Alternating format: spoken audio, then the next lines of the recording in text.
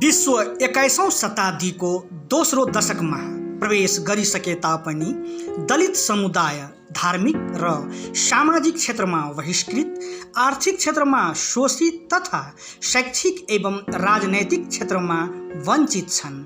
यसैगरी नेपालको संविधान 2072 मा दलित सम्बन्धी उल्लेखित प्रावधानहरू तथा विद्यमान ऐन, कानुन, नीति नियमहरूको समेत दलित समुदाय व्यवहारतः उपभोग गर्न पाइरहेका छैनन्।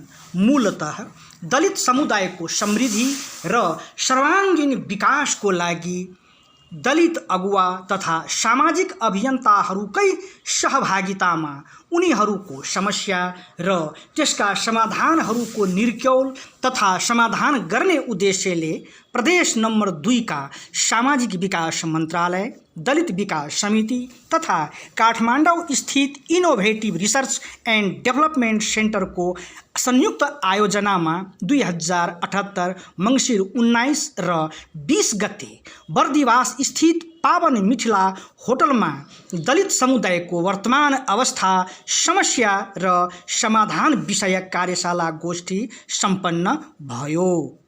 2 दिवसीय कार्यशाला गोष्ठीको जनता समाजवादी पार्टी नेपालका अध्यक्ष उपेन्द्र यादवले दीप प्रज्वलन गरी समुद्घाटन गर्नुभयो। गोष्ठीका प्रमुख अतिथि जनता समाजवादी पार्टी नेपालका अध्यक्ष उपेन्द्र यादवले नेपाल भारतको परिवेशमा शूद्र समुदायको लागि जे जस्तो शब्दले सम्बोधन गरिए तापनि अहिले दलित शब्द नै प्रयोग गरिएको बताउनु भयो। नेपाल भारतको परिवेशमा सबभन्दा बढी जनसङ्ख्या भएका दलित समुदाय भूमिहीन तथा आर्थिक रूपमा कमजोर रहेको उहाँको भनाइ थियो। गांधी जी किशोर नाम दलित, कोई किशोर नाम दलित, लेकिन अखन रिकॉग्नाइज नाम में दलित शब्द के प्रयोग हुई थी। और भारत और नेपाल में नेपाल के उदाहरण, भारत के उदाहरण का सही से सबसे भूमिहीन के संख्या अगर जमा करल जाए, जरा सुकुम्बासी को भूमिहीन के, तो सबसे ज्यादा भूमिहीन कौन जाति, कौन समुदाय के? दलित समुदाय से भारत और नेपाल एकाटा आजकल कनी मनी पढ़ गए ये आधुनिक समाज के शिक्षा के जो कनी खुला भेले वैसे कनी के कनी तरक्की करेगा अवसर किस परिवार को भेट, लेकिन बाकी एवरेज के बात हम करें, लेकिन एवरेज में सबसे ज्यादा निर्धन भूमिहीन दलित पैदा। शिक्षा में है ना, शैक्षिक आंकड़ा के देखो तो सबसे ज्यादा निरक्षर कौन पढ़ल लिखल दलित भेटे। मनुस्मृतिलाई कोट्याउँदै जात जाति बीचको विभेद मनुस्मृतिले ल्याएको छ। अध्यक्ष उपेन्द्र यादवले भन्नुभयो, मनुस्मृतिमा वर्ग र वर्ण व्यवस्थाको कारण कोही समुदाय शिक्षा र रोजगारी त कोही राजनीतिबाट वञ्चित रह्यो। मनुस्मृति त्यति बेलाको संविधान नै थियो। मुख र हात खुट्टाबाट कोही पनि जन्मिँदैन, पेटबाट नै जन्मिन्छ। तर मनुस्मृतिमा यी कुराहरू दर्शाइएको हो। मनुस्मृति वो जमाना के संविधान रहे। अपन का मुल्की ऐन जैसे ना, मुल्की ऐन संहिता वो जमाना के संविधान और मुल्की ऐन हुए रहे। और की के समाज के तहगत बांट दे, तहगत बांट दे, तहगत बांट दे। अपना तो जे क्षेत्र के रहे वो की के सबसे पहले अपना और अपन समुदाय का सबसे ऊपर खड़ा है ना, यानी ब्राह्मण के।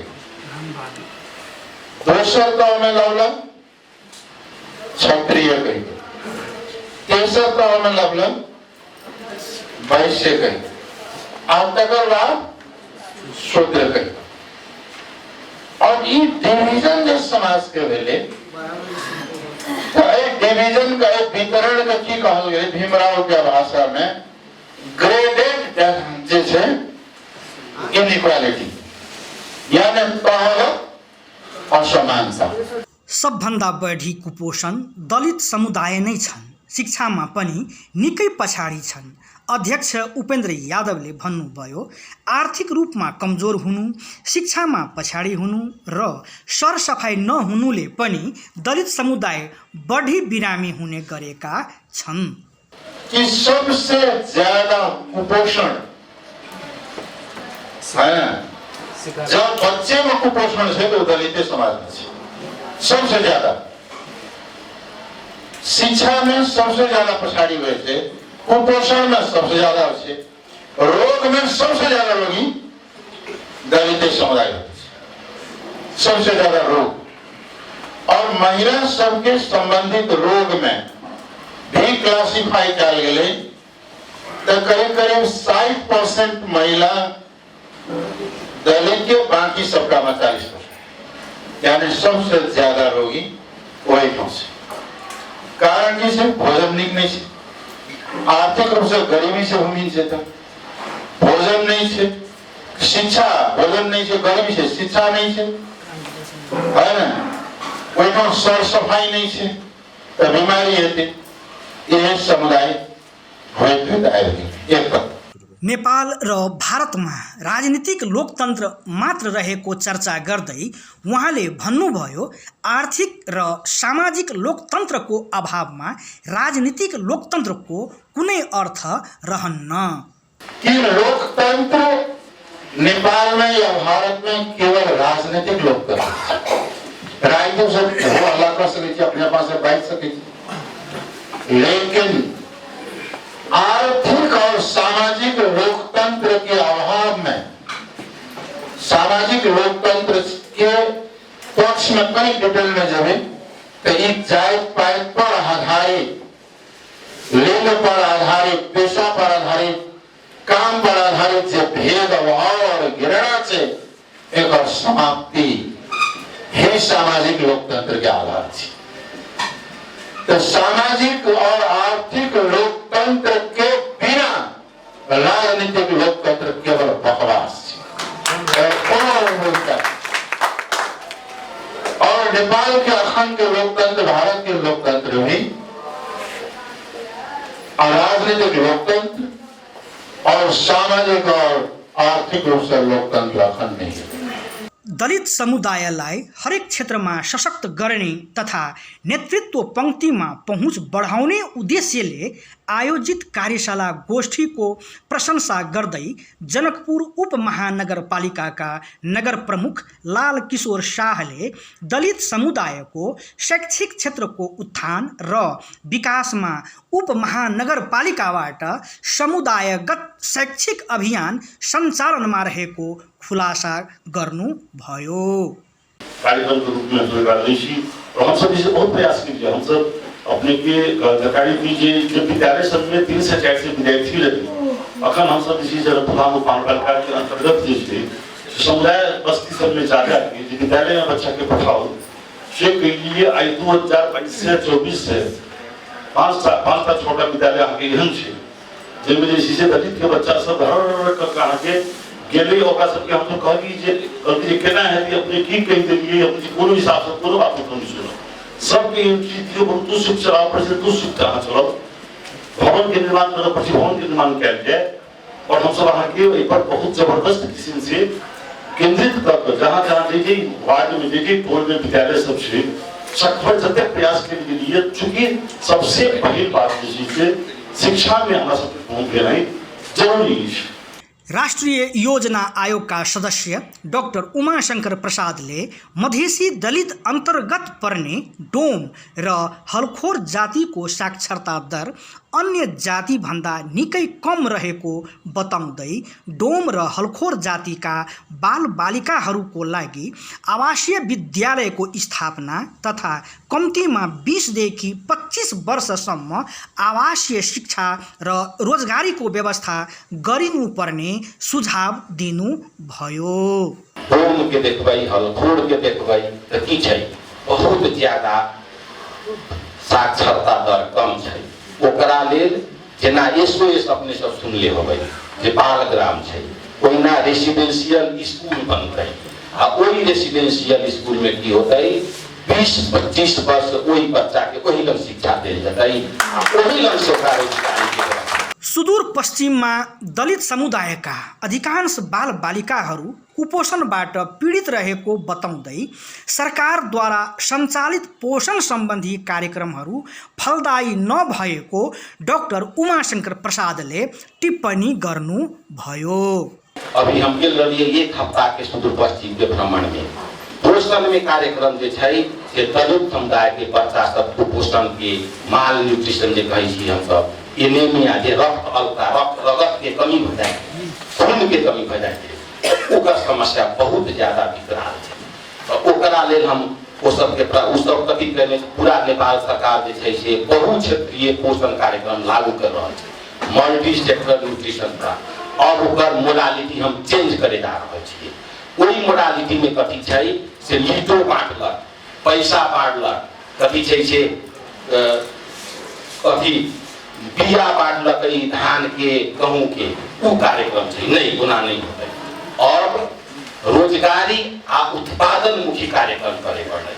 भारतमा दलित समुदायसँग गरिने विभेद, चाहे त्यो सामाजिक आर्थिक विभेद होस् वा बहिष्करण, खास गरी जातीय हिसाबले हुने गरेको छ सदस्य उमाशंकरले भन्नुभयो। तर नेपालमा वर्गीय भन्दा जातीय विभेद बढी रहेको छ। जातीय विभेद के अनुसार यूरोपीय अमेरिका में बहिष्कृत नहीं होइ छै, नहीं होतै वही बेर। आ वही बेर के कृषि औद्योगिक युग रहे, कृषि से परिवर्तन भए के तुरंत औद्योगिकरण भेल रहे, या उत्पादन बहुत भए। लेबर आ पूंजीपति के जे खाडल रहे, जे हम सब कहै छियै शेर बात कहलखिन मार्क्स। अम्बेडकर की कहलखिन से विभेद, चाहे वो सामाजिक विभेद होए, चाहे आर्थिक विभेद होए, बहिष्करण जे छै से हमरा सबके रीजन में, विशेष करके भारत में जातीय हिसाब से होइ छै। आ हमरा सबके जे नेचर देखबै, हमरा सबके जे नेपाल के जे एकटा सामाजिक परिवेश छै, ओहि परिवेश में अहाँ देखबै तो वर्गीय से ज्यादा जातीय जे विभेद छै ओकर मेजर भूमिका छै। प्रदेश नंबर 2 का सामाजिक विकास मंत्री नवल किशोर शाह को अध्यक्षता में संपन्न गोष्ठी को समुद्घाटन सत्र में प्रतिनिधि सभा सदस्य डाक्टर सूर्यनारायण यादव, प्रदेश सभा सदस्यहरू चमेली देवी दास, सुनीता देवी मोची, दलित विकास समिति का उपाध्यक्ष राम प्रवेश बैठा तथा सामाजिक विकास मंत्रालय का सचिव इम नारायण श्रेष्ठ को सहभागिता रहेको थियो। यसै गरी जनता समाजवादी पार्टी नेपाल का केंद्रीय सदस्य विकास तिवारी, आम संचार प्राधिकरण प्रदेश नंबर 2 का अध्यक्ष श्याम सुंदर यादव, दलित अगुवा तथा सामाजिक अभियन्ताहरू रामेश्वर मण्डल, विश्वेश्वर रजक, चन्देश्वर सदा, चन्देश्वर पासवान तथा दलित विकास समिति का सदस्यहरू सुनीता मरिक, श्याम सरदार र राजकुमार दास एवं संचारकर्मीहरू सहित 150 भन्दा बढीको सहभागिता रहेको थियो। दलित विकास समिति का उपाध्यक्ष राम प्रवेश बैठाले धन्यवाद ज्ञापन गर्नुभएको थियो भने राधेश्याम विश्वकर्माले स्वागत मन्तव्य गर्नुभएको थियो।